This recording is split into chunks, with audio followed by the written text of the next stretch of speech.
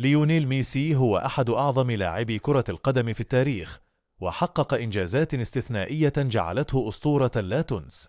بدأ مسيرته مع برشلونة، حيث فاز ب10 ألقاب في الدوري الإسباني، و7 ألقاب في كأس ملك إسبانيا، و8 ألقاب في كأس السوبر الإسباني، و4 ألقاب في دوري أبطال أوروبا، و3 ألقاب في كأس السوبر الأوروبي، و3 ألقاب في كأس العالم للأندية.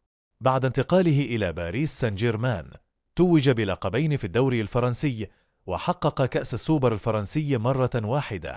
ثم انتقل إلى إنتر ميامي، وقاد الفريق للفوز بكأس الدوريات عام 2023، ثم درع المشجعين عام 2024. أما مع منتخب الأرجنتين، فقد حقق أعظم إنجاز في مسيرته بالفوز بكأس العالم 2022، كما توج بلقب كوبا أمريكا مرتين في عامي 2021 و2024، وفاز بكأس الأبطال فيناليسيما عام 2022، والميدالية الذهبية في أولمبياد بكين 2008، وكأس العالم للشباب تحت 20 سنة عام 2005. وعلى المستوى الفردي، فاز ميسي بالكرة الذهبية 8 مرات، وهو رقم قياسي، كما نال الحذاء الذهبي الأوروبي 6 مرات، واختير أفضل لاعب في كأس العالم مرتين عامي 2014 و2022.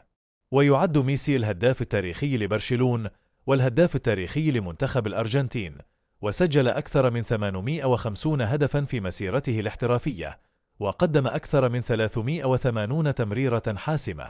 كل هذه الإنجازات جعلت ليونيل ميسي واحدا من أعظم اللاعبين في تاريخ كرة القدم، وخلدت اسمه بين أساطير اللعبة عبر الأجيال.